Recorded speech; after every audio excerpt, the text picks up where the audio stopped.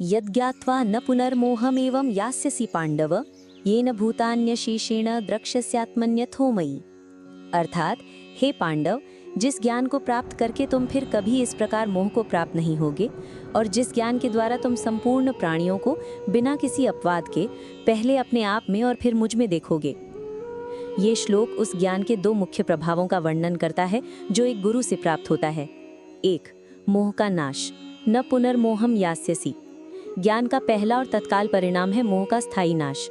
अर्जुन का वर्तमान संकट मोह के कारण ही है। वो अपने संबंधियों को अपने से अलग और नश्वर शरीर मानकर उनके लिए शोक कर रहा है। कृष्ण कहते हैं कि सच्चा ज्ञान प्राप्त करने के बाद तुम फिर कभी इस तरह के भ्रम में नहीं पड़ोगे। 2, एकता का दर्शन, द्रक्ष्यसि आत्मनि अथो मयि। ज्ञान तुम्हें एक नई दृष्टि प्रदान करेगा। उस दृष्टि से तुम क्या देखोगे? भूतान्य अशेषेण आत्मनि। तुम सभी प्राणियों को अपने आप में देखोगे। तुम्हें ये अनुभव होगा कि जिस आत्मा का अंश तुम्हारे भीतर है वही सभी जीवों के भीतर है।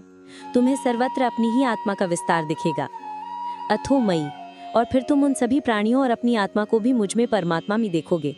तुम्हें ये अनुभव होगा कि सभी आत्माएं परमात्मा मुझसे ही उत्पन्न हुई हैं और मुझ में ही स्थित हैं।